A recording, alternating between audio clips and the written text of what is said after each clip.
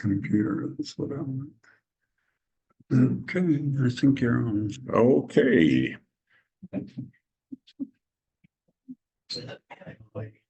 Oops. How do I? Oh, there we go. Okay, thank you. We appreciate everybody showing up today. My name is Kurt Weidler, and I'm currently president of the Foothills Neighborhood Association. And this is our annual meeting. And we do have a fairly good agenda today. And we're going to just review that quickly. We're going to have the treasurer's report from Steve. Then we're going to roll into some new business. We have old business. We're going to talk a little bit about fire preparedness again. And let you know that our committee webpage is still under construction. So we're going to be looking for more volunteers too. We're going to get a Tulpa Trails update, Lucky Corridor update, Alta Vista update, talk about the social committee, dark skies, and then other business. And then finally, we're going to get to board member elections. We do have some people retiring this year. We do have a full slate of folks that want to be board members. We'll ask that each of them give us a brief couple minutes of why they want to be board members. And then we will have the board executive committee election and then get into assigning action items for the next meetings. First of all, we have Steve. He's going to present the treasurer's report.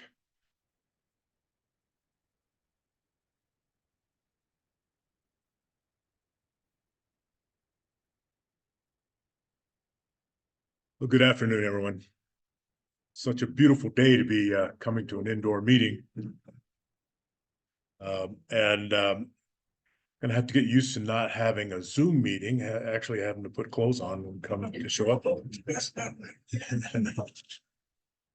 So this is a pretty simple treasurer's report. We are really just into the first part of this year, so not much of our expenses have incurred since the year is still in front of us. But we have collected a total amount of income of $2,840, which is made up of a very small amount of interest on our checking account. Some members do send in a donation in addition to their membership their dues, and we appreciate that very much. Thank you. And then as of yesterday, we had collected $2,715. I did have a check for $100 come in that didn't get on this report, so it'd be another $100 we've collected so far. The only expenses we've had so far this year, we've renewed our post office box in town, and we paid $10 to the New Mexico for our license. We have to re-up our registration with the state each year, and that's to maintain a nonprofit status.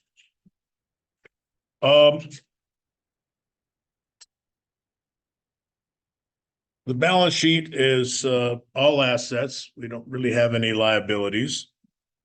At the end of last year, our last board meeting, I was given approval to purchase another CD, this time for $20,000. So we've increased that sum.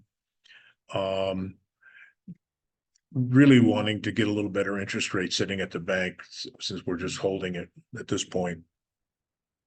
So the CD is a $20,000 value.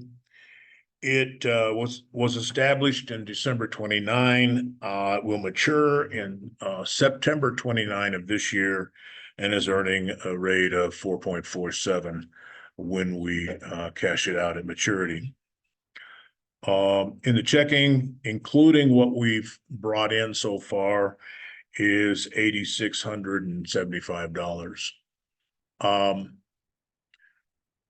So if you compare that to last year on the income statement, we're only a little bit behind what we collected so far this year, and actually what has been dropped off here at the table probably puts us at par with last year or maybe a little bit more. I will say though, membership dues have dropped from year before last significantly. Part of that has to do that we've shrunk the size of our association during this last year to some degree. But I think not having membership meetings, and this last year we weren't able to have a social gathering, which I think really helps us in terms of people wanting to participate in our association. So we're really hoping we find someone willing to put on the party for us this coming year. Very important to us. That concludes the report. I'll take on any questions that people may have. All right, thank you. Okay.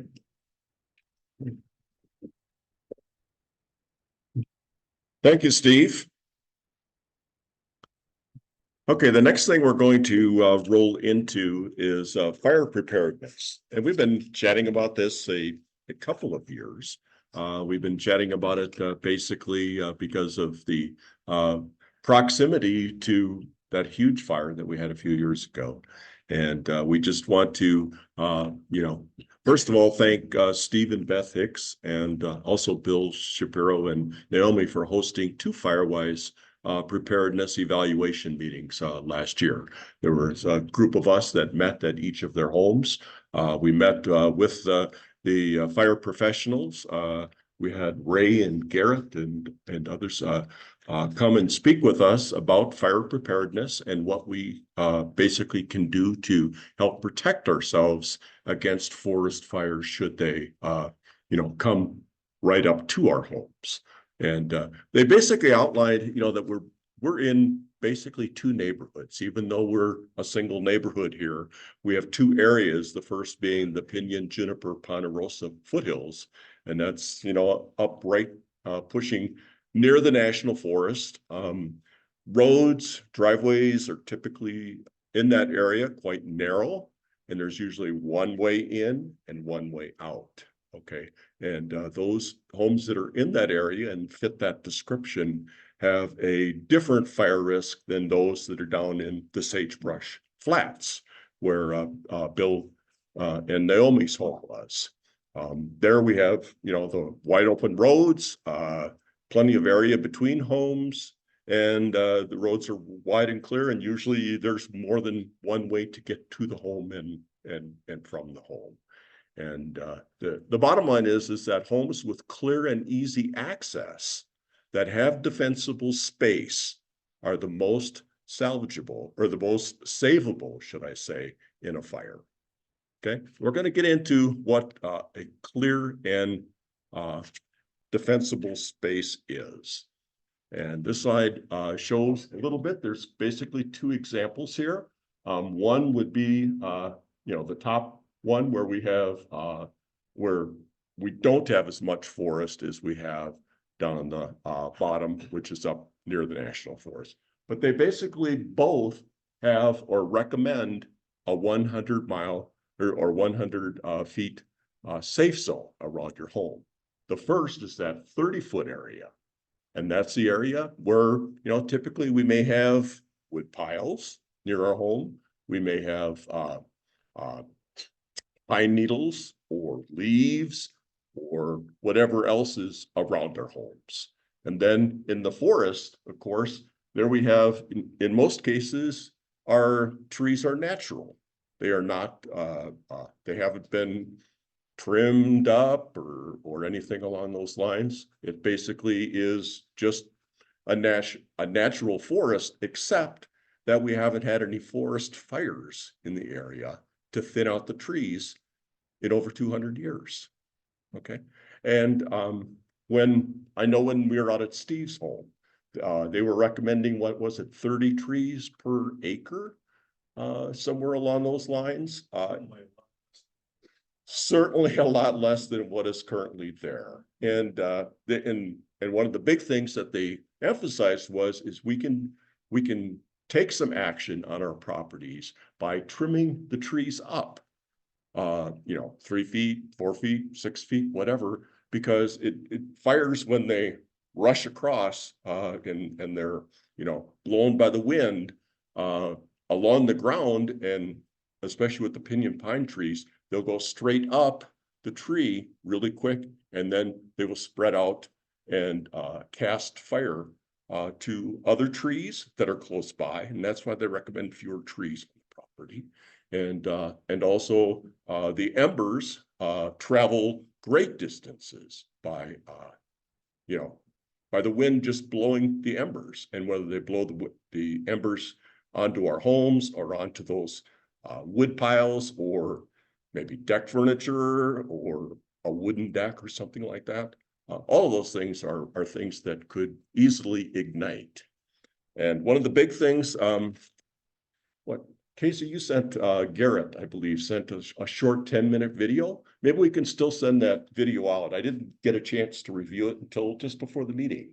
And it basically really drove home the point that if you're, I have it down here, it says they were stressing basically that if your home does not ignite, that it will not burn.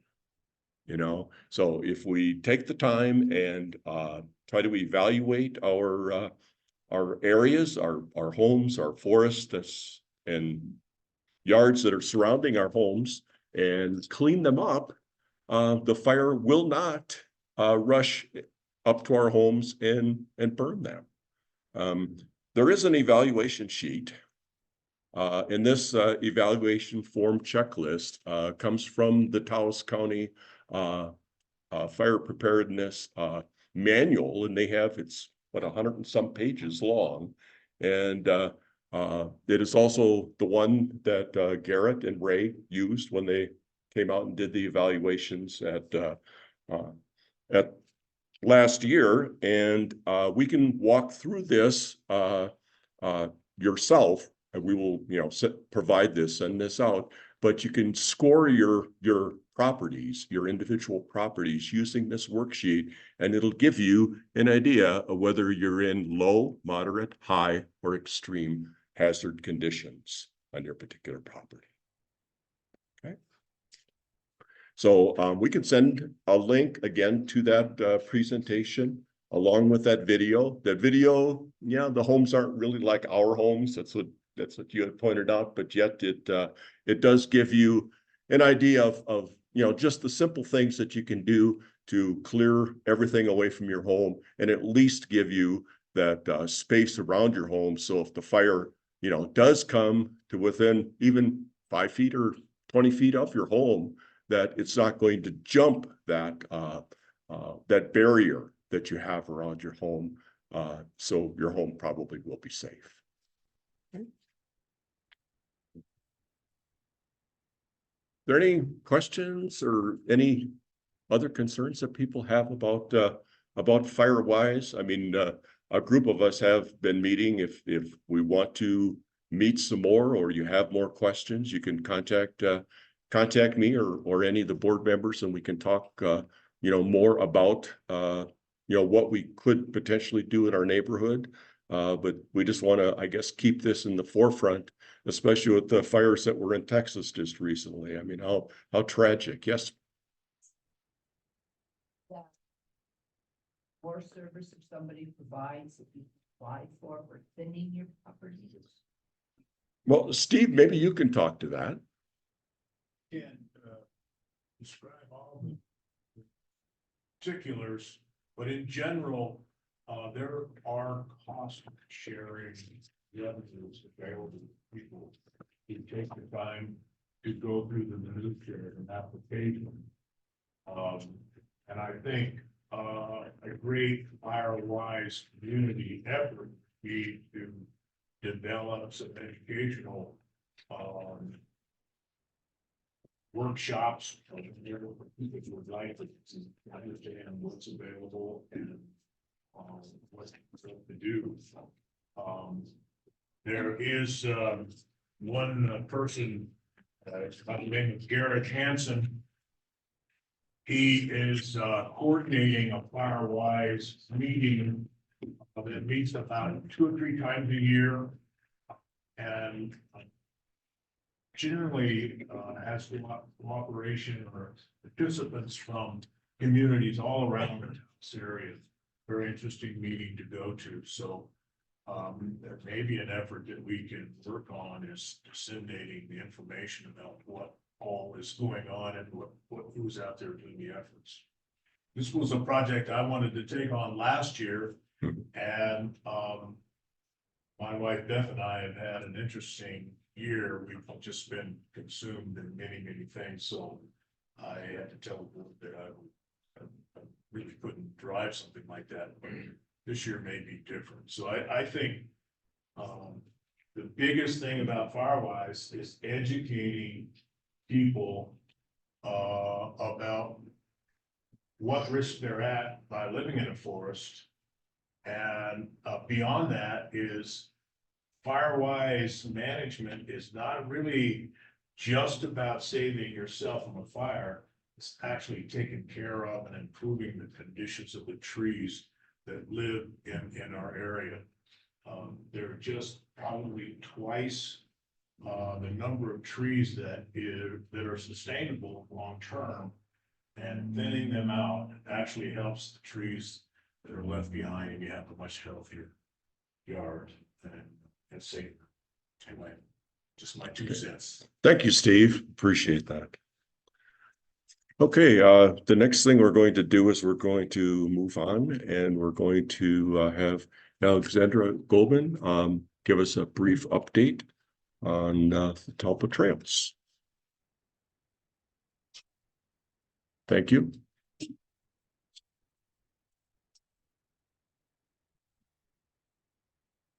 Hi, I'm Alexandra. Nice to see you all. So does anyone need sort of a refresher of what the Talpa Trails Working Group was? Okay, a few folks, so I'll try to keep it brief. So in the Talpa foothills behind where we live, there are a series of trails, a lot of which are informal trails. So they're not officially sanctioned or maintained by the National Forest. They're user trails. So the National Forest wanted to go through a process of bringing those trails into the formal trail system so that they could be maintained, mapped, so they could potentially be routed in a way to avoid erosion or to minimize user conflicts like between mountain bikers and pedestrians or horseback riders. So they came up with a proposal working with the Enchanted Circle Trail Association, which is a regional nonprofit that works on trails in the Enchanted Circle. There was a lot of community pushback to that proposal. And so they wanted to create a working group with representatives from a lot of communities in Taos to sort of evaluate the trails and come up with some proposals. So I was the representative of our neighborhood in that working group, which met last year for about 6 months and came up with proposals. Some of you were at those meetings, some of you were at the meetings I held. So we came up with proposals as a collective working group, which we presented to the Forest Service in June. And so what I'm here to talk about is an update. And there's actually not that much to update. So basically, the Forest Service is looking at all the proposals, which Kurt pointed out are still available on the website, which is here. It's kind of a funky link. People probably won't remember. If you're curious, just Google like Talpa Trails Working Group and you'll find the Forest Service website, and you can look at all the maps. Basically, all the materials that the working group came up with are on that website. So if you're curious, check it out or email me. So we gave those to the Forest Service. They were going to evaluate them and pass some of them along to go through the federal environmental review process, the NEPA process. And so I'm just going to pull out the note I got from them just so I remember exactly what they were saying. But they basically were saying they're going through all the trail proposals. There was a strong position. There was a strong suggestion that they evaluate basically doing nothing. So, you know, a lot of them were like a new trails, some new trails, a lot of new trails. And there were people who just said, please don't do anything. So the Forest Service assured me that they are taking that very seriously, which they hadn't been before the working group. They were, you know, looking to bring more trails into the system. They sort of called it the take care of what you have request. And so they're going to come up with something they said in the next few weeks, and they're going to break the proposals up by watersheds. So there's 2 watersheds in this area. There's the Rio Fernando watershed, and then there's the Rio Hondo watershed. So they're going to look at those 2 separately, which I thought was interesting. But if you haven't been spending a lot of time up there or looking at maps, it might not sound that interesting to you. Yeah, so that's basically the update, which is that there's not that much to say. At the next meeting, if there is more to say, I will share more. My email address is rose.goldman@gmail.com. You can always email me if you're like, hey, did you hear from them yet? Or if you wanted to talk about anything else, you can email me. So that's my update. Does anyone have any questions? All right. Okay, thank you. Thank you. Thank you, Alexandra.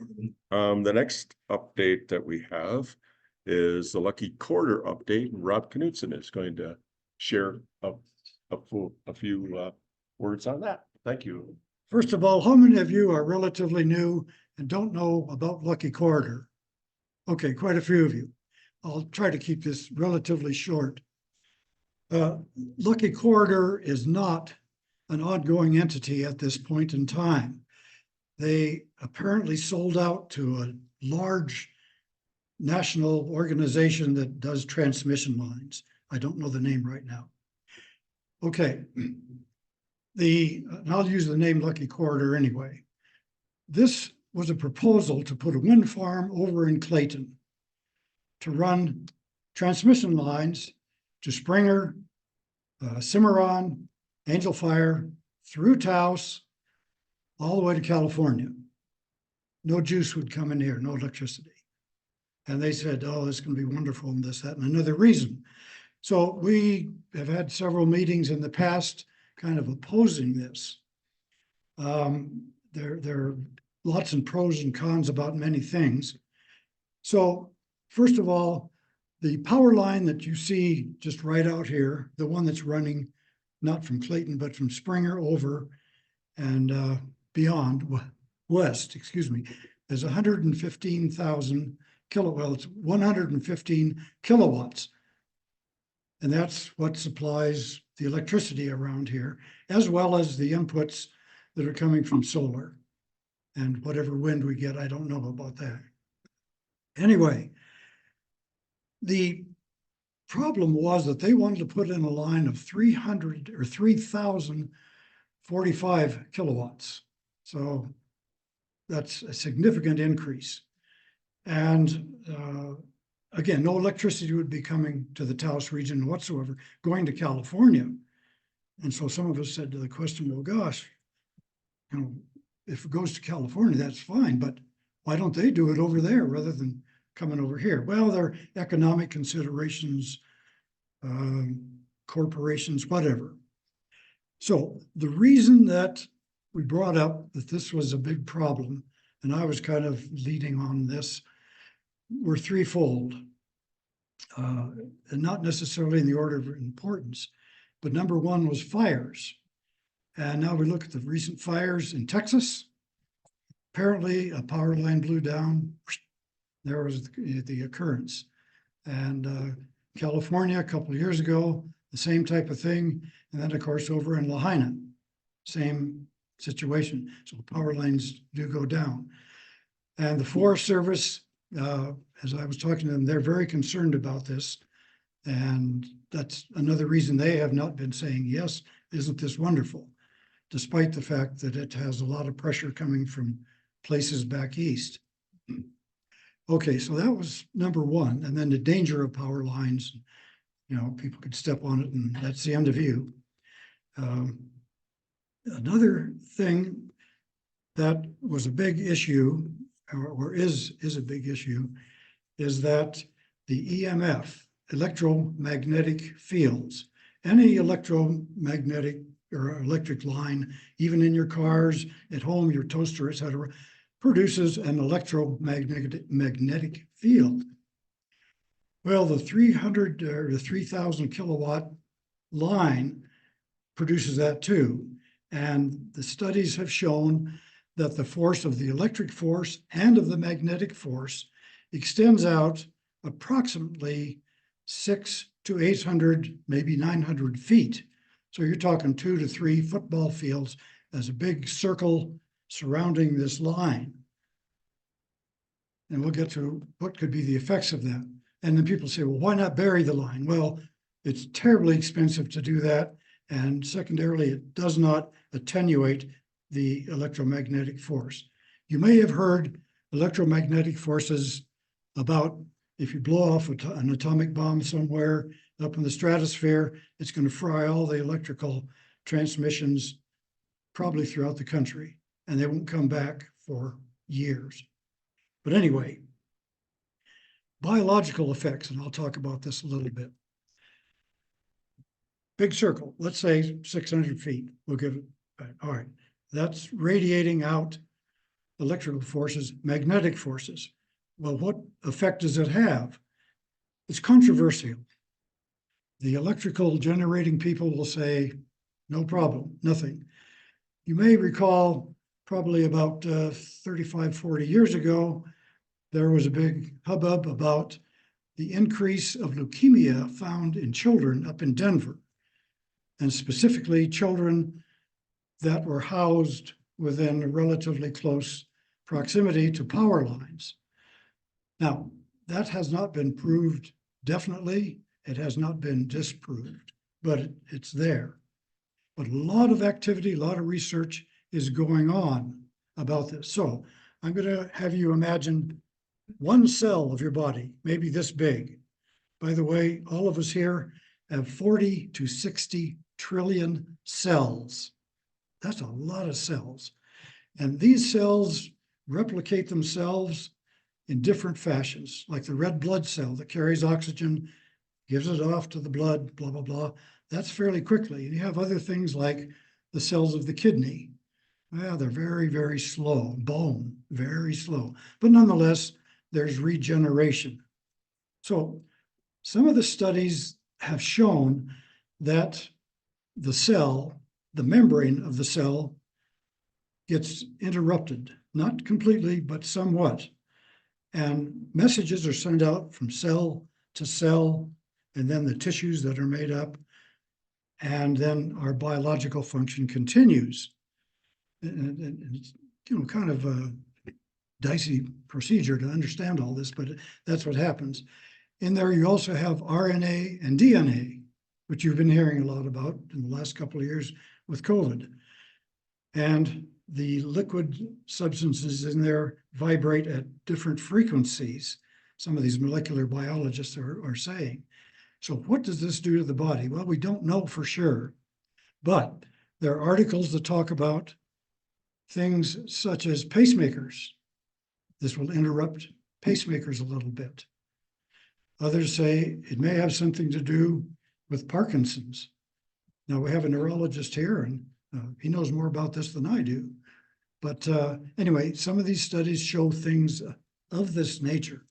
Now, I'm a beekeeper, and greatly enough, there are articles about bees get distracted. They fly about 5 miles out to collect nectar.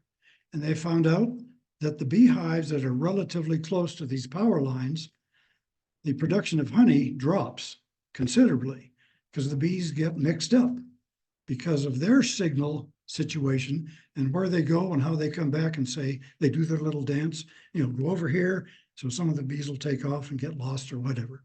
So anyway, there are these types of issues and concerns.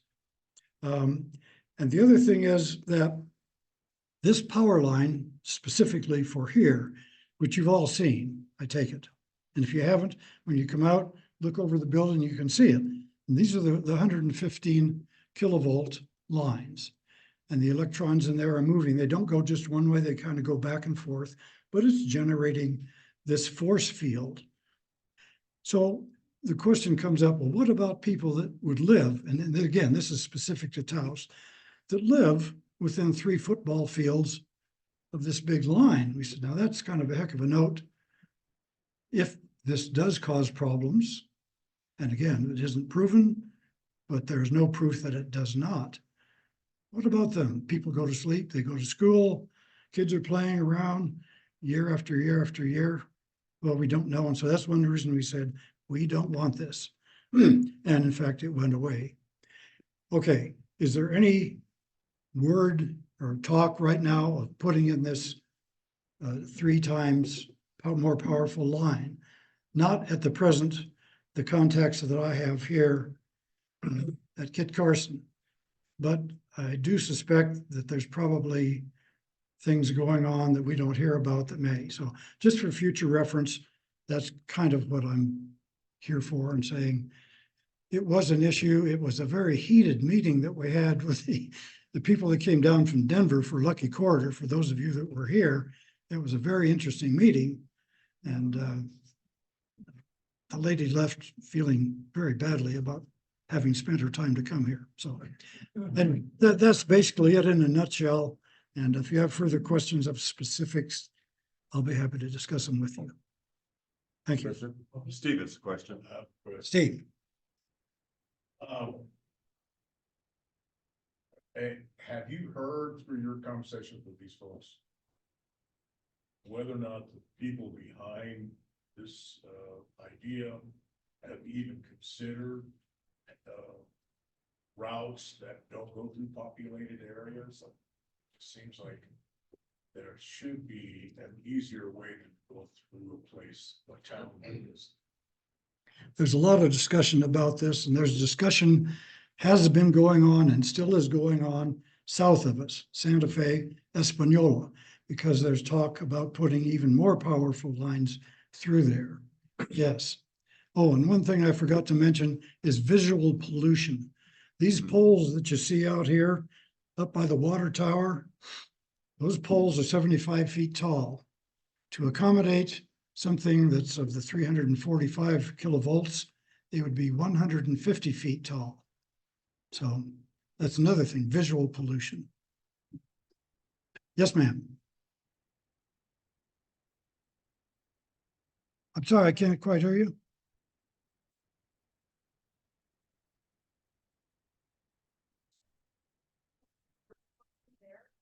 They're so old that they are a big virus.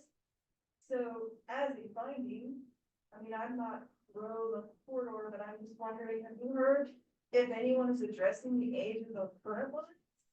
As far as fire safety goes, since that's such a big deal now. I haven't heard anything about that, but fire danger is real.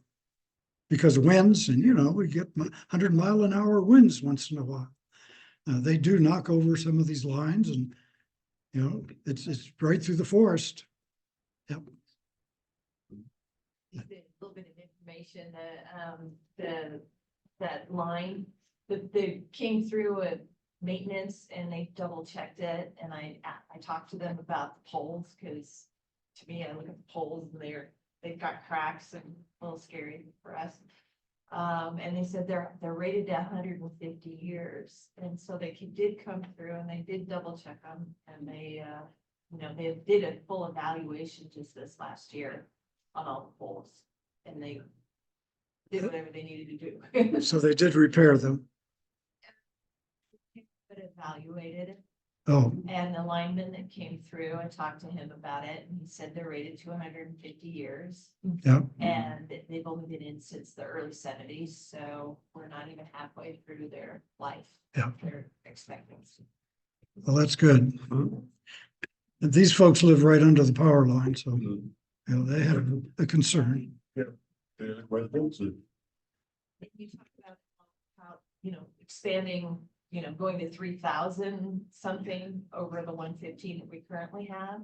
They would have to, we've got a 100-foot easement on that, they would have to massively expand the easement in order, which means they would have to, you know, if they were gonna run it. Currently, the line comes across our house, comes down through town. There are multiple violations of that easement all along, right through a lot of residential areas. Hmm. In order to follow that line, they would have to condemn a lot of properties and massively expand. And when I talked to Louis Reyes about it, he said the only one who has the power to condemn would be Kit Carson. So that kind of gives you a little clue as to why it died. Multiple issues. Yes, sir. We couldn't hear that last statement. Kit Carson. Kit Carson, that's so Louis Reyes. We had one other question. Just to be clear, you said the current one is 115 megawatts. of- Kilovolts. Kilovolts, yes. And you said 1,000. That was my mistake. Yes, 345, yeah. Now, there is another line that they're putting in from Taos to Ojol, which is a little bit out of Española. But that's gonna be 115 also. So. All right, thank you, Rob.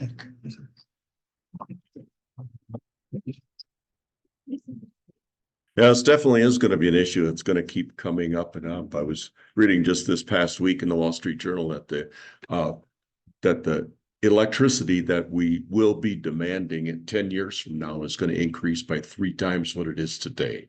So one way or the other, we do have to figure out, you know, how do we do that locally through wind and or solar or any other ways as to how, or try to figure out how we can use electricity more efficiently, like we're doing with new refrigerators and heat pumps and so forth. So thank you for that update. We appreciate it. We do have Chris Larson now, who is going to talk to us a little bit about the developments that are happening near our neighborhood. Thank you, Chris. Is there a pointer on this? What? Pointer? There's not. Okay. And to move on to the next one, you have to Do just that. do that and click it. Okay. Well, good afternoon. I'm Chris Larson, one of the neighbors in the Foothills Neighborhood Association. And I also happen to be the planning director for the town of Taos. So I can speak pretty confidently about these developments that are near our area. The purple, the Foothill Goodman development along Paseo del Cañon is currently on hold indefinitely. They had planned to start or proposed to come in and build about 236 single-family homes. We had a long discussion about how inappropriate it was on that piece of land because they certainly were not taking care of worrying about any arroyos or views or anything. They have put that on indefinite hold as they are now working on a big project in Albuquerque. And I don't expect we'll hear from them for a year or so. The gold area down below is the Alta Vista development that Stephen Rose has been trying to get going for a number of years and has a proposal of a mix of affordable workforce and market rate housing, sort of all blended together. That is also on hold.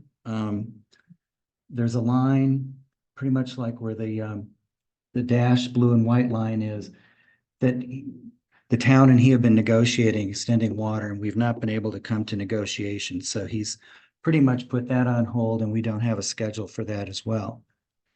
On the very corner, sort of down at Paseo and Weimer, Jay Alexander is in the process of developing an affordable workforce housing development. I've asked to meet with him to see what he's looking at, and right now we haven't seen anything. He's keeping it kind of quiet and don't know a schedule. A project that is moving ahead is this area right here, the Red Willow development. That was phase 2 of Vista del Sol.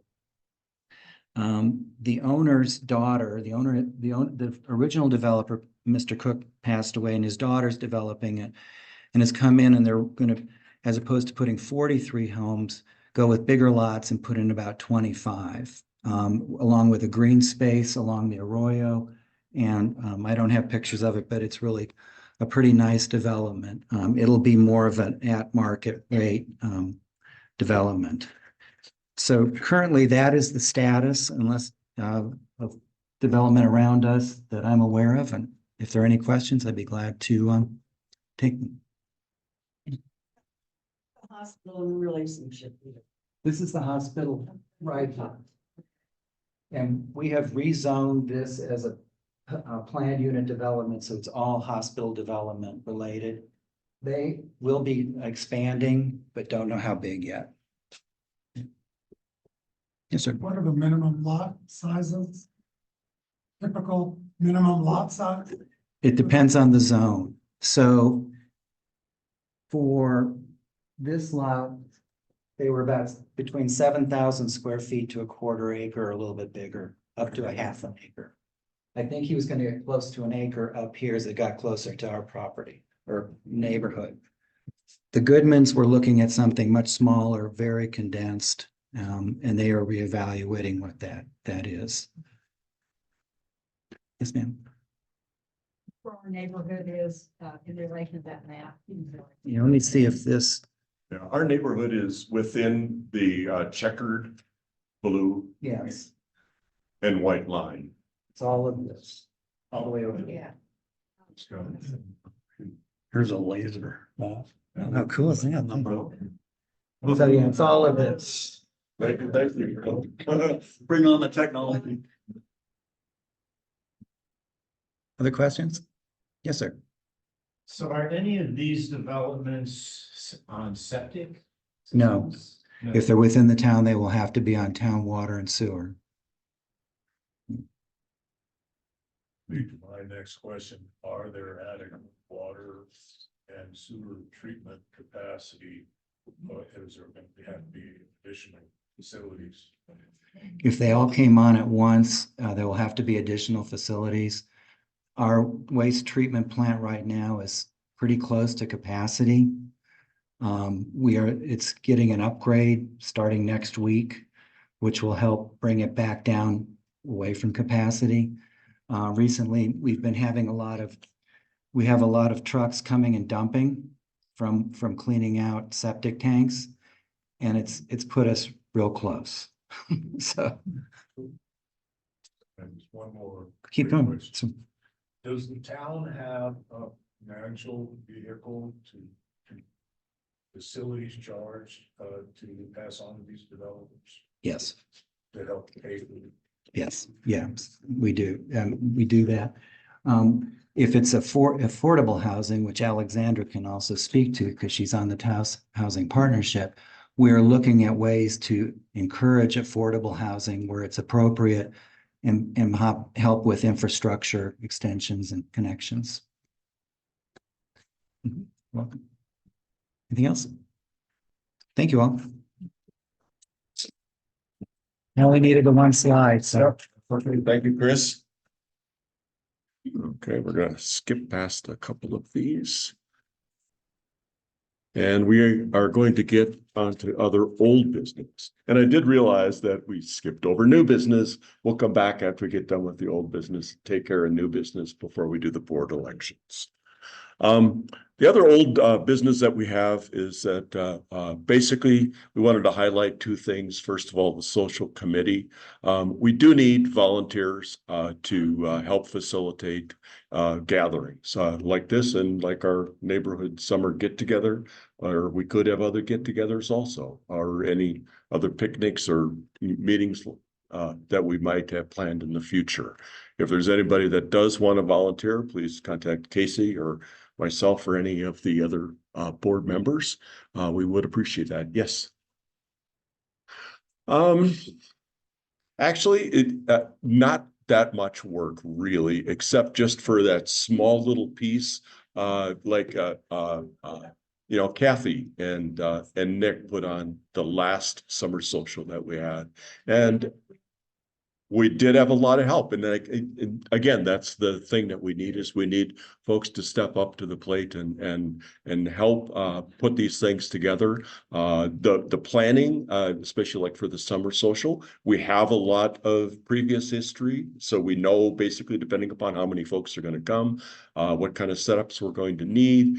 We have access to like tables and chairs and things like that. It's just basically having people go out and help us buy food and everybody pitch in and bring a dish to pass and things like that. And it just it doesn't take that much work, I guess overall. So it's not just doing it, you're being the person that says, come to my house and do it. It's putting it together, helping to find the people that will. Correct. Helping to find the people. Hopefully, someone will step forward and say, yes, I would like to host that for this year. And then plan with that person the logistics as to when it should be and how many people we can comfortably host at that person's home and things like that. I know last year we were struggling finding a host. We actually explored a lot of offsite locations, and a lot of those were either already booked or unavailable or didn't meet the requirements that we had and so forth. So it was a struggle this past year, and that's why the earlier in the year that we can get started doing this, the better off we'll be and the more successful we'll be putting on these events year after year. But overall, I mean, most of the time, most of those meetings we would probably do by Zoom. So it would take just an hour or so out of your day to attend a Zoom meeting, and then we each get our own assignments and we go and do them. And I don't know. It does take some time, but again, I don't think the time requirements are excessive, I guess. Okay. The other thing we wanted to highlight was the dark skies ordinance. Most of us, have pre-existing homes. Our lighting is downward facing and it's shielded and so forth. But we've been having quite a few new neighbors move in, new homes being built in our neighborhood. Some comply right away. The builders understand that that's what's required in the Taos area, and others, I don't know, someone has chosen a light that doesn't quite, work.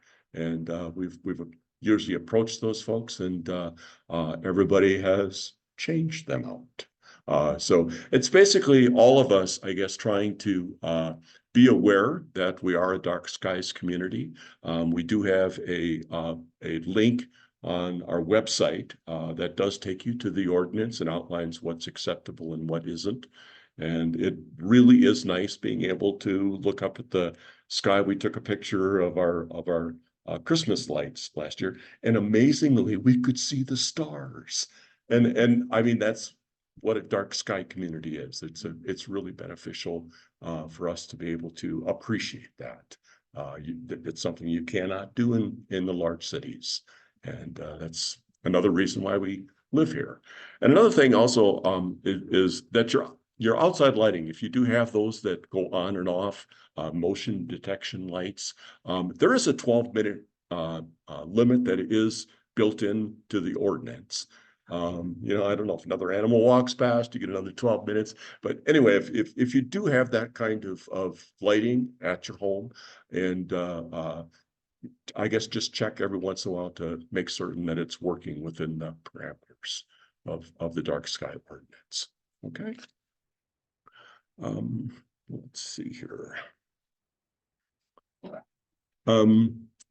Should we do new business? We just had a couple things on new business before we get to these other items that are on the agenda. First of all, Higgins Grove. I don't know if most of you know where Higgins Grove is or not. It's our doggy park. And we are in the process of putting up some new signage at that park. And just wanted to let you know that Zia is coordinating that and getting the signage up. And secondly, Kathy brought up, just as a last minute item, that we have signage in our neighborhood about neighborhood watch.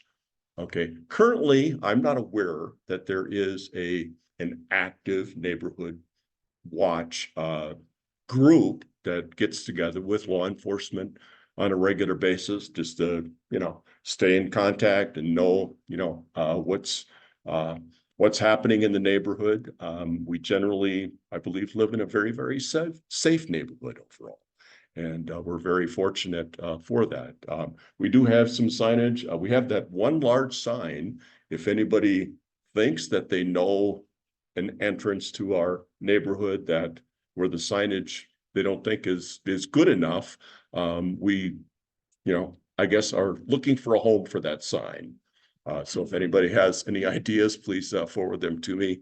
And we also have the little smaller signs too, that I have seen a few of those around the neighborhood. If anybody, you know, has a street that you don't think has that on it, or we have stickers too that Casey has, more than welcome to take some stickers and apply some stickers on your window or that sort of stuff. Feel free to take those. And if you have a home for the signs, or if you think we need more signage, I went out to the neighborhoodwatch.org website, and we could buy additional signs too if we felt that was appropriate.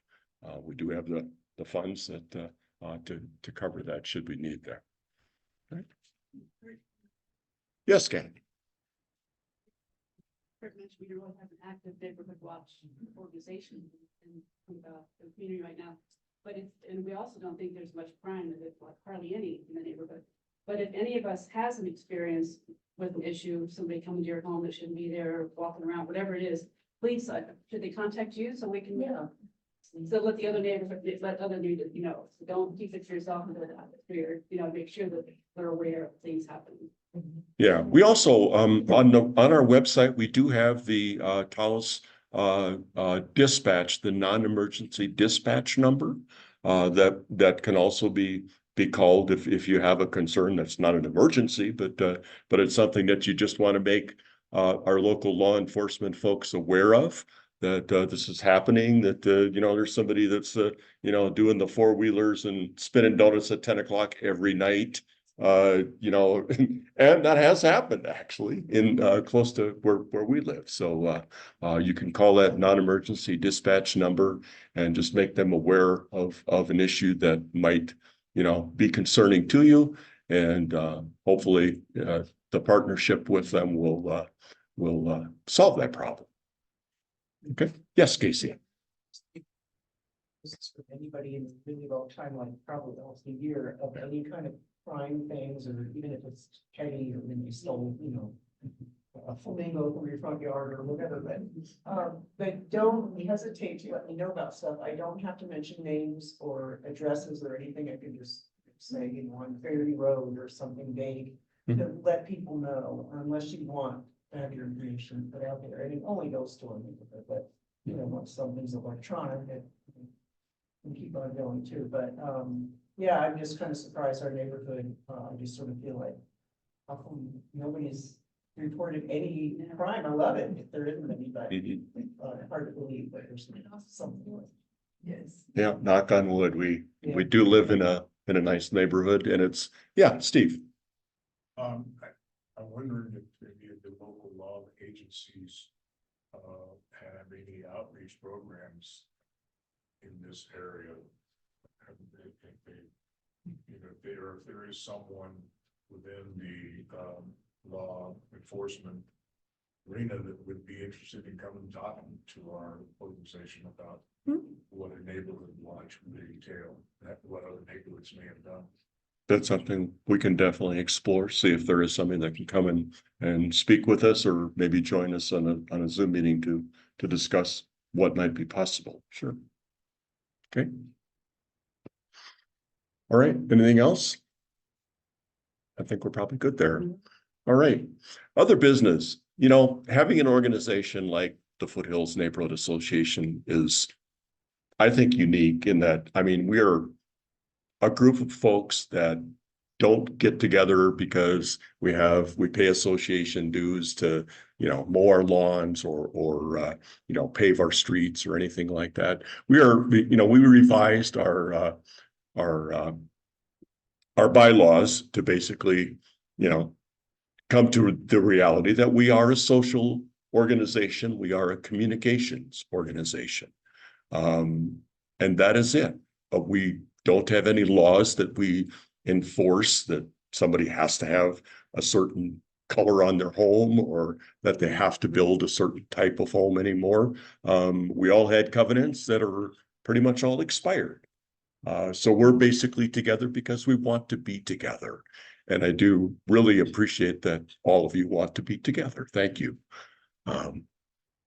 But we do want to explore more what you think that we should be doing over the next 2, 3, 5 years, whatever.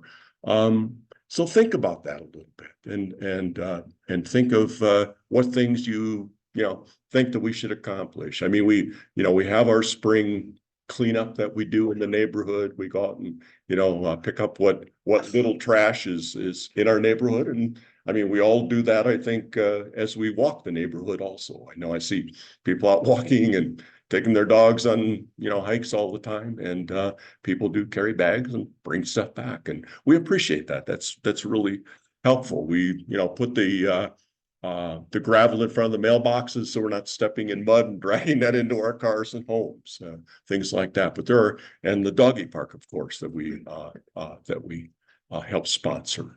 But there's other things that we think that we might want to do. Please, think about it a little bit and talk to board members and to your other neighbors and see if there's other things that we want to do in the neighborhood to make it even better than it is today. Okay. Yes, sir. Would it be possible to put signs up asking people to pick up after their dogs? Oh, there are quite a few of those signs. You're suggesting we need more? Just to... Yeah, those are the kind of things, things like signage, stuff like that. As I said, in the doggy park, we're putting up additional signs. It is possible that we can do that. I see Casey's making that note. We'll explore that idea and see what we have to do. A lot of the times, depending upon where that signage is, we have to get approval from the city to actually place it on one of their existing poles, or it has to be far enough away from the road on somebody's private property to put up the sign, that sort of thing. So, but we can definitely investigate what the signage rules are to do that. Any other suggestions just offhand? Elk detour. I haven't actually seen as many this year as I have previous years. But it's still a little bit early, but we have seen them come through on occasion. What's really weird is I mean, we do know that there are those elk bedding areas just above us in the national forest, and we know that they come down to feed on occasion. But the more homes that we build in the neighborhood and the higher density that we have, the more fences that we put up in the neighborhood, they're all barriers for these elk to come through. So be cognizant of that as you are thinking about putting up fences or whatnot, that we do live near the wilderness. And a lot of us see that as an advantage, and think about that, I guess, when you're doing that. Yes, please. Yeah, thank you. We were just talking about neighborhood watch. So I had this concept. Is everybody aware of TENT here in Taos? It stands for Taos Elders and Neighbors Together. So they offer services like transportation. You need to go to a doctor's and you can't get there yourself. Support, relieving a caregiver, helping with your checkbook, home maintenance, social. I'm just kind of lonesome. I could really use somebody kind of hang out for lunch, tech support. So things like that. But a lot of people probably don't feel comfortable, going and taking advantage of a service like TENT, because we're all, healthy, intelligent people we live in Weidler. We don't need that, right? But the reality is people, even in our neighborhood, whether you're elderly or you're just home alone, your husband's gone or you're single, it doesn't matter. You might just not be well. You might just need help with somebody with a ladder to get that thing up there or change that light bulb. So I thought maybe we could do something like I was thinking neighborhood watch and I thought, or neighbor watch, but that sounded a little creepy. So so maybe just a, a local tent kind of a thing. And it could just be a thing where somebody can sign up and I wouldn't mind kind of being a point person and be in touch with Casey to say, you can put your name on a list of people. My husband, Nick, in the back corner and I would be happy to be on the list. It's like, if we're home, sure, we'll come help. And I bet you most people in the room would be on that list. And of course, if you're not home to help, you're not going to help. It's okay. But just so people feel comfortable reaching out to our neighbors when they need something, does that make sense? Mhm. So I'll just kind of keep in touch with the board since it's my last day on the board. But just want to put that forward. Yeah, excellent. Thank you very much, Kathy. Okay, and I guess that does get us to the next point. Oh, I'm sorry. Yes.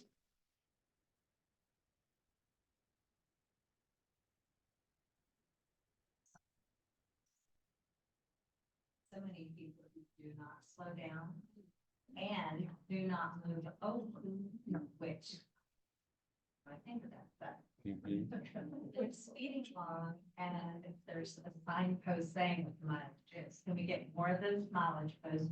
And is it possible, or has it ever been discussed, to do the humps? The speed bumps.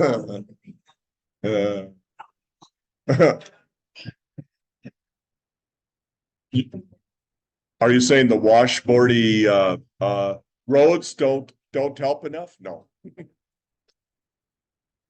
Yeah.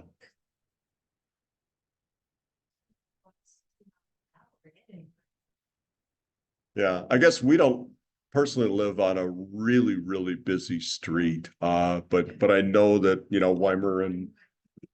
Weimer is terrible. I know. Yes, Chris.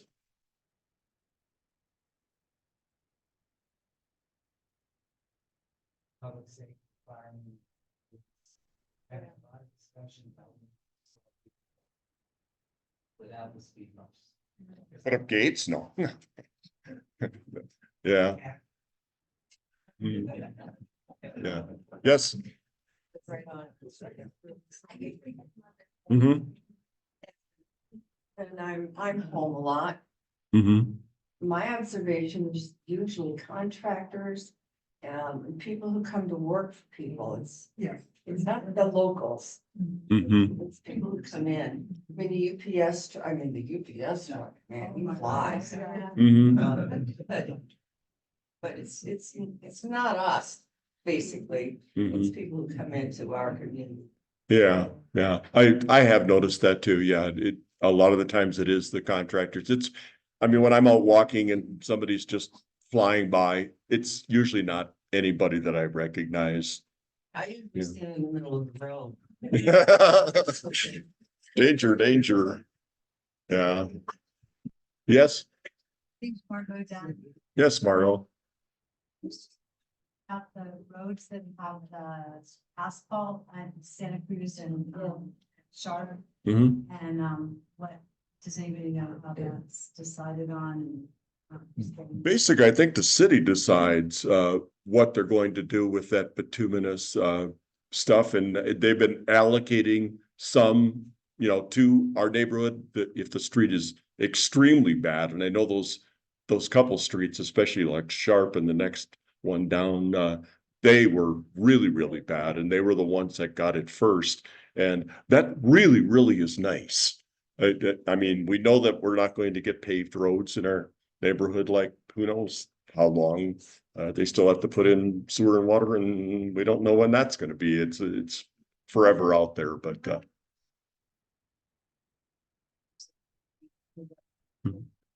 Upward part, and at near the mailboxes between Monterey and Espinoza, there on either end is there's an Aurora that crosses. it does. And the only way to fix this would be to put a culvert underneath, but it's a major problem, both ends of that little piece. And has anybody ever started a poll, what do you call it?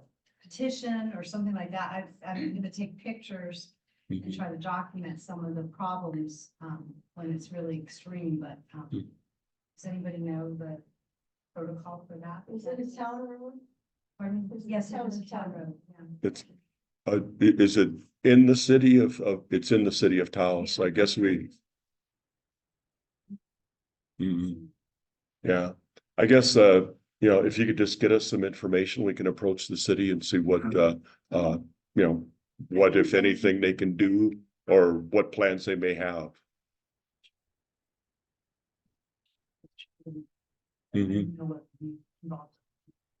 Yeah, not that I'm aware of, although I'm fairly new too. Yes, Kathy? Ago, I called the town about the dip in Weimer by the hospital. That I can't imagine being in an ambulance and I was flying over that thing. And I was told that the city would fix that, except the county's got to fix what's underneath it. They need to put a drainage or Culvert or something. yes, culvert in. Pave it. Yeah, those are some of the challenges that we have, this way. I like that, yeah. I guess let's just get a list of those, forward some of those places that are especially problem areas, and we'll see if somebody in the county or the city, or maybe both working together, can make something happen for us. Okay. Thank you. Yes. Be interested in working on dark sky, ideas with, like, for instance, they just put in a new, gas station, where they rebuilt the Allsup's. And it's got the massive overshining, brilliant light, or, cold temperature light. Oh, they've been fined already? Oh. I was gonna say, Chris did help us, because that Quality Inn also put in the new lighting, and it was facing right up to the neighborhood, and now they're all down facing. So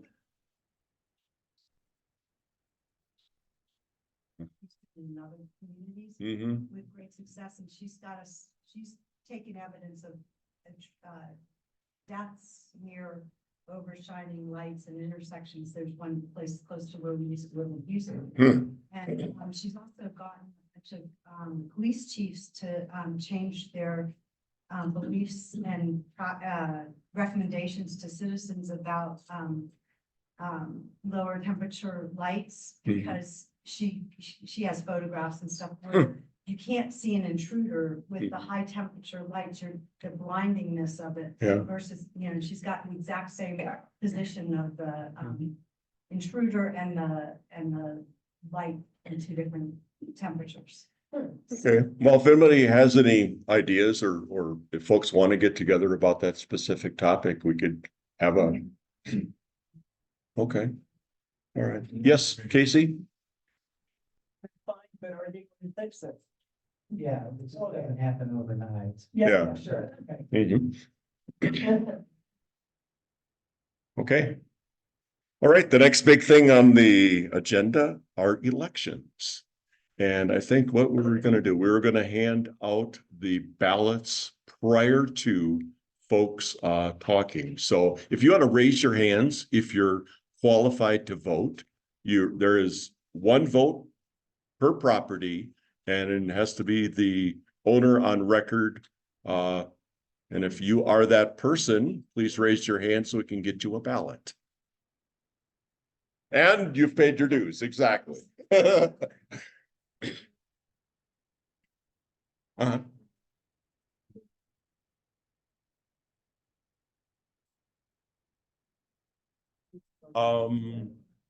we can do that. We can do a quick thank you to the board members that are in existence. As soon as we get done with handing the ballots out, we'll do that.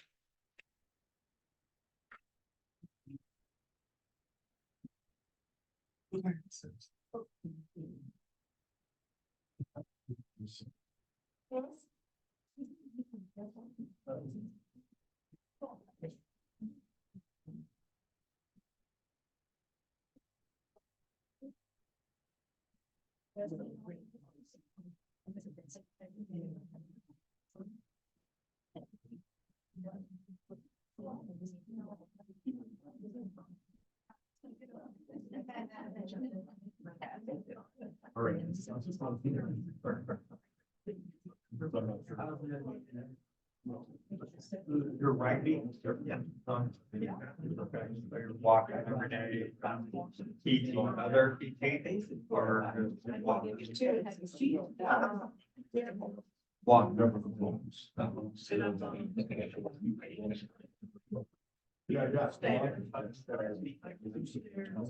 You don't have any.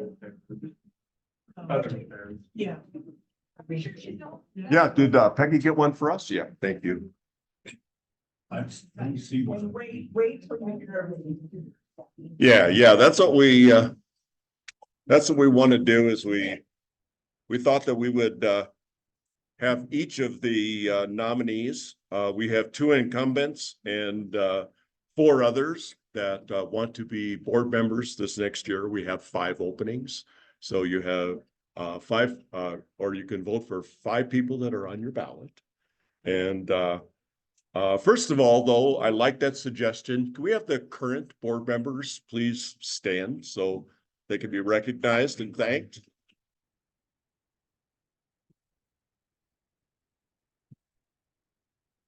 All 10 of us are here. That's pretty awesome. I don't know if that's ever happened before. Thank you. We do appreciate everybody taking the time. And again, not a whole lot of time, but it does it's very good. So first of all, we have 2 incumbents. We have Rob Knudsen and Deborah Renee Lewis that are current board members, and we would like, I guess, to hear from each of you first, and then we will give the other nominees each a couple of minutes to speak as to why you think you want to be a board member for this next. It's a 2-year term, correct? 2-year term. Okay. Do you want to go first, Rob? Okay, just. Yeah, let's see. All I'll say is on the gravel that goes in front of the mailboxes, the cluster boxes, it's going away pretty fast. We'll put that together again probably midsummer.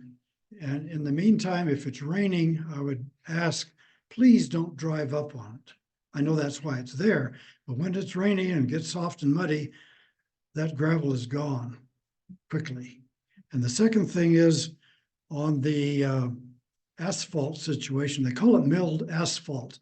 They have it available at Public Works. If you want some, you have to buy it, and you have to arrange the transport also for it. They are putting it on some roads, and I went down and talked to them about a week ago, and it was like, well, when we get some more, we'll spread it around. So, but if you want it for your own driveway or whatever, you can do it. And I don't know how expensive it is, but like everything, I'm sure it's very high. Okay, Deborah Renee, you want to?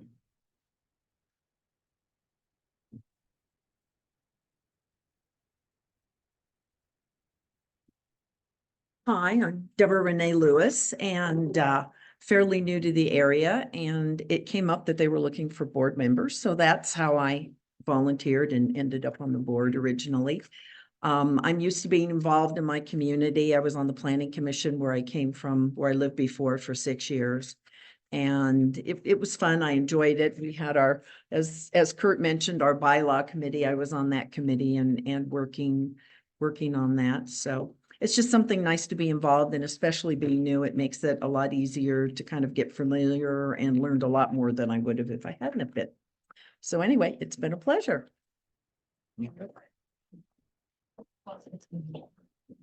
Okay, thank you. Laura, you want to come up and give us a couple of minutes? Tell us why you want to be a board member. Thank you. So public speaking is not my forte, so I have a little cheat sheet. All right. Some of you know, as many of you know, the days of minding my own business came to an end in 2020. More on that later. We've lived here for 28 years. but I grew up outside of Denver on acreage in the first of 4 houses my immediate family built. Early on, I learned about engineering, architecture, zoning, inspections, easement, and the like. My father was an ecologist who worked with the Army Corps of Engineers and governments, and my sister followed in his footsteps. I proofread many environmental impact statements and assessments in my life. I graduated from Colorado State University with a degree in business, and my law classes have come in handy lately. I went on to study writing, directing, and producing in LA. As a film and television professional, I've spent a lot of time in executive boardrooms and on boards, not to mention film is a team sport.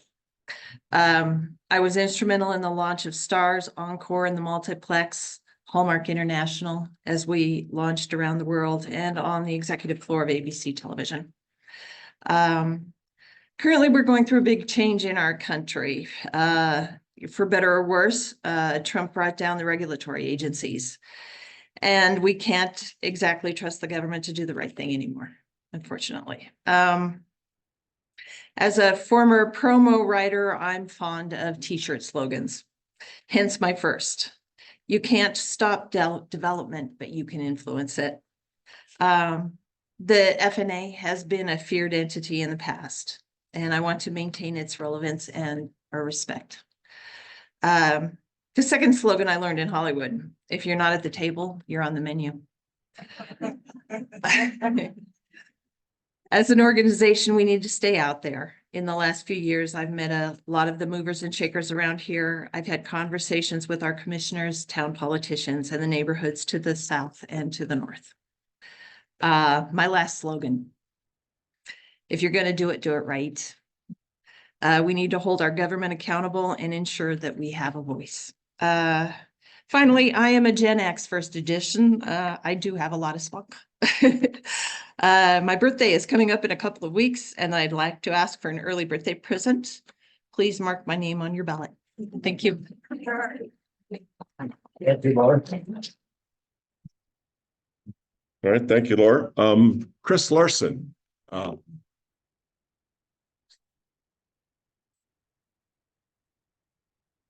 Thank you. Thank you. Thanks. I've already introduced myself. I chose to run because Casey sent the email out for a second time and nobody had signed up, so I said, what the hell? I'm also working for the town. We've done a personality study, and I'm one of those that can't say no. So I'm all about helping in the community and especially where we live. And we moved here a little over 2 years ago, retired after 45 years as an architect in private practice, and got bored. So I went back to work, one, to meet people and learn more about the town. And I've certainly met a lot of people. So, you know, I'd be glad to help wherever I can. Thanks.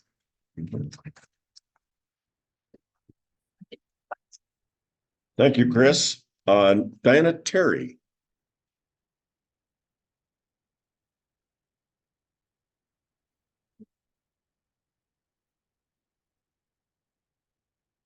Hi, I moved to Taos right after I retired in 2021.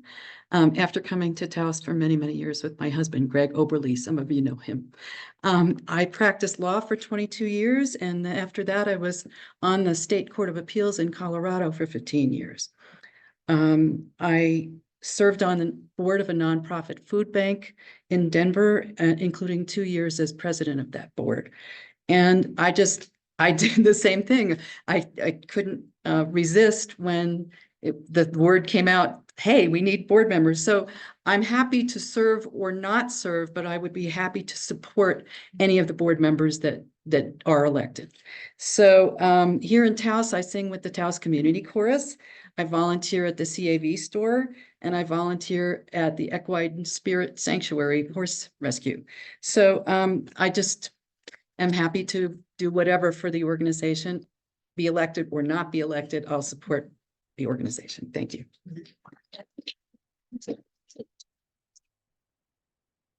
All right, thank you, Diana. And now we have Steve Lucero.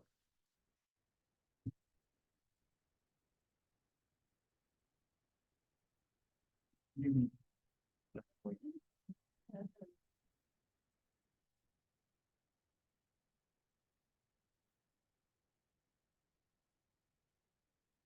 afternoon. I'm Steve Lucero, your friendly neighborhood urologist.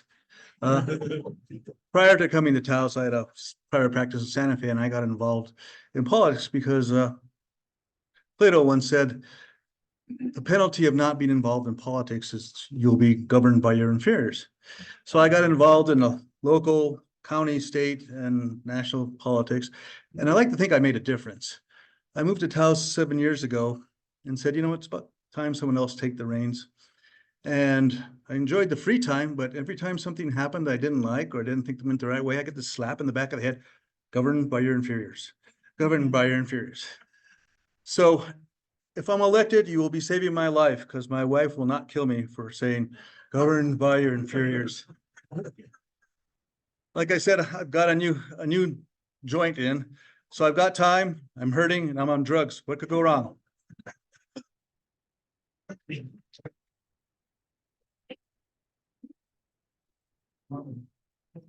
All right, thank you. It looks like we're going to have some tough choices. Each of you that's eligible to vote has a ballot. If you want to, please mark your ballot, and I don't know, you want me to come around and pick them up and then you'll tally them, or are you just going to go around and pick them up? Okay, it looks like Kathy's going to gather them up and she will also tally for us.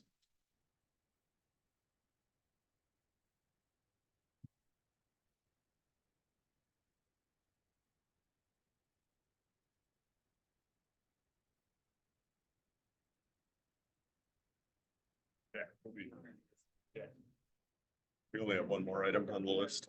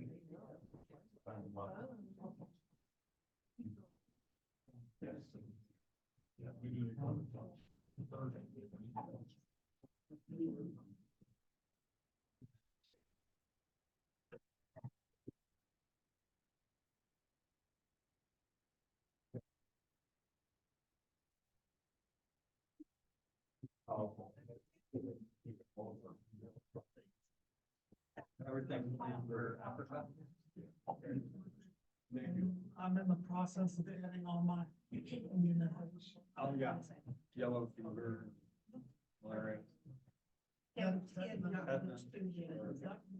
Typhoid.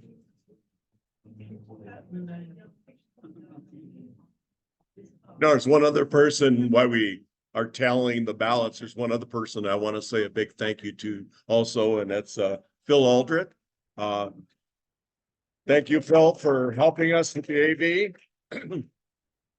He is currently president of the Taos Archaeological Society and also yeah, and also teaching at the university here locally, and among doing other things like doing tours and things like that. So anyway, just wanted to give a big shout out to Phil and say thank you again.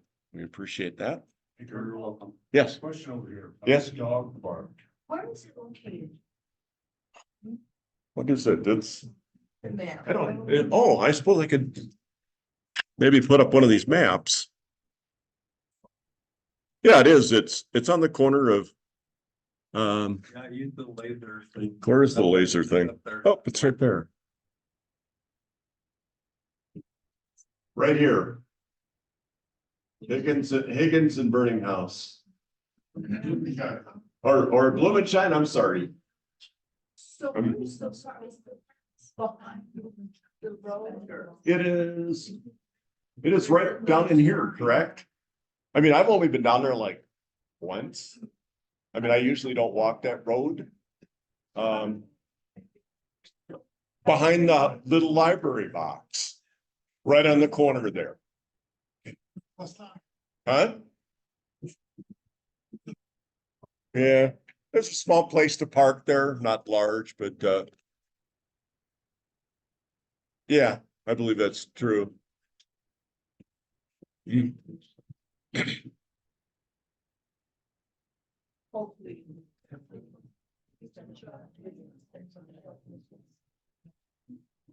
Yeah, is it looks nice where like this living center piece.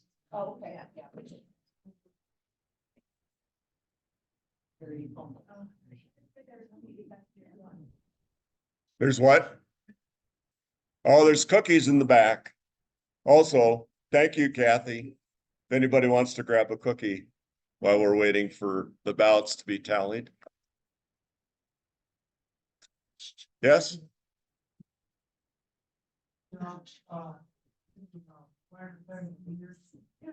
So we appreciate what Casey does. Absolutely.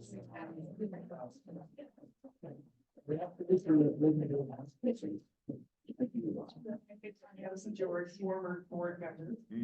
Did a lot. Treasurer.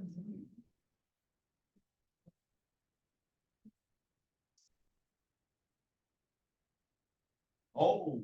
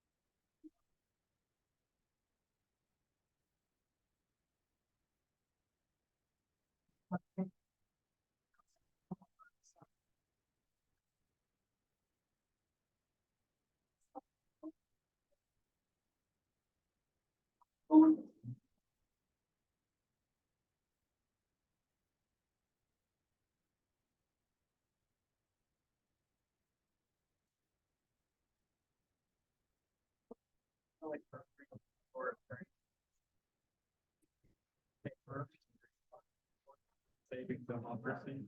So, go down and talk about Latin America. That is.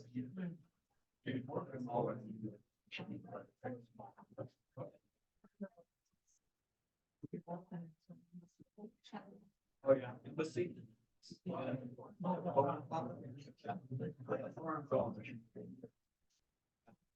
Okay, all right.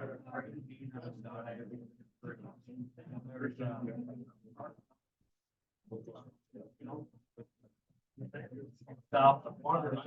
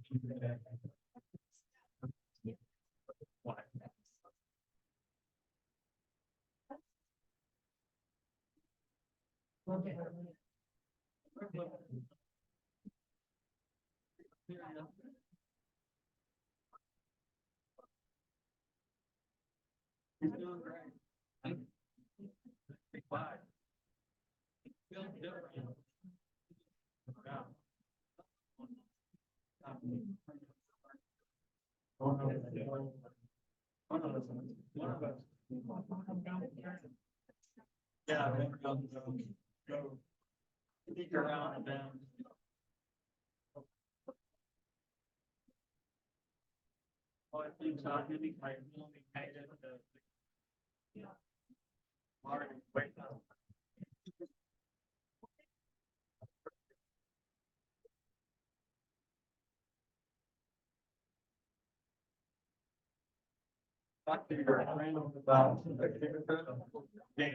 Knock, knock. Hello, hello. Can everybody get back to their seats so we can announce and move on?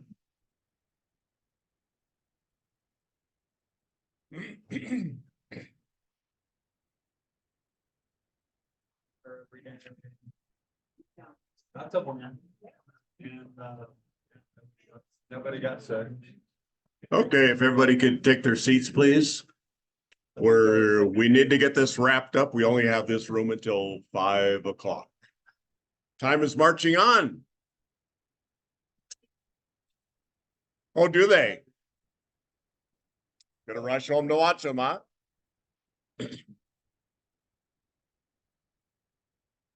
Okay, we do have 5 board members that have been elected. I'm just going to go down from the top. First, Rob Knudsen, welcome back. We have Chris Larson. Thank you, Chris. Deborah Renee Lewis, thank you. Steve Lucero, thank you very much. And Diana Terry. Thank you. Okay, the next order of business is the new board needs to decide upon the executive committee elections. Okay, I myself would be happy to continue as president if you so choose. How the board makes a decision. Yeah, so it's only board members that can vote now, correct? Can we? New board members are the ones that can vote. Okay. It's supposed to be approved by the membership. Yeah, it's supposed to be approved by the membership, basically. So we do. So how do you want to do this? Do you want to okay, we have one nomination. Is there a second for? We have a second. Does anybody else want or have another nomination for president of the board? I was nominated. Okay, so if can we just have a show of hands? All the new board members that want me to continue. It looks like we have a unanimous vote. Thank you very much. I appreciate that. All right. And Kathy Gurin was our vice president from prior years. Okay. And so we need a new vice president. Do we have anybody that wants to volunteer to fill that position? Do I have a nomination? I guess let's put it that way for the vice president position. Okay. Do we have a second? We have a second.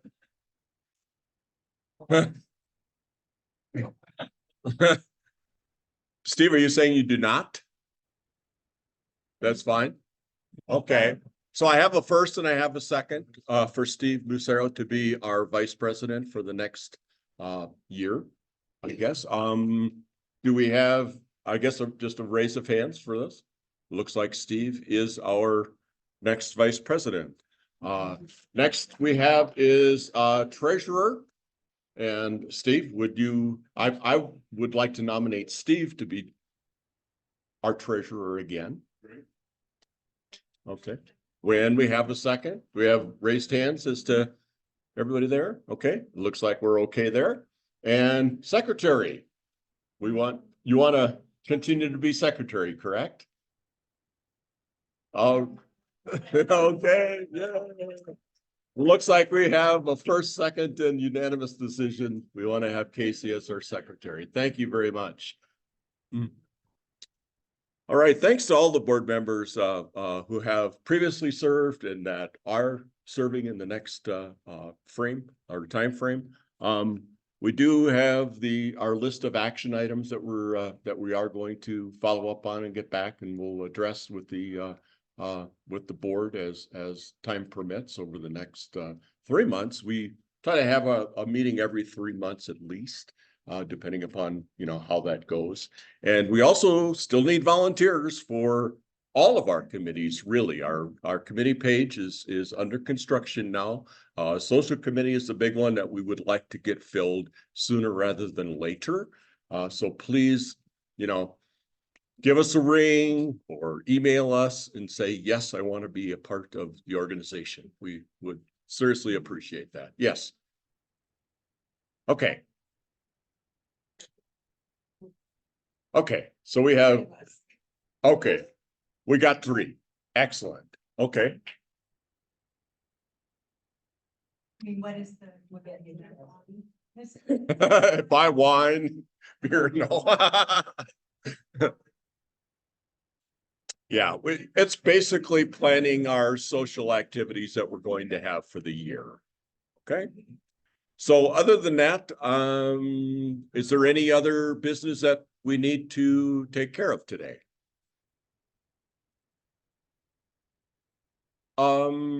Yeah, I guess we could have a show of hands. The general membership, are you all okay with the 4 executive committee members that were chosen today?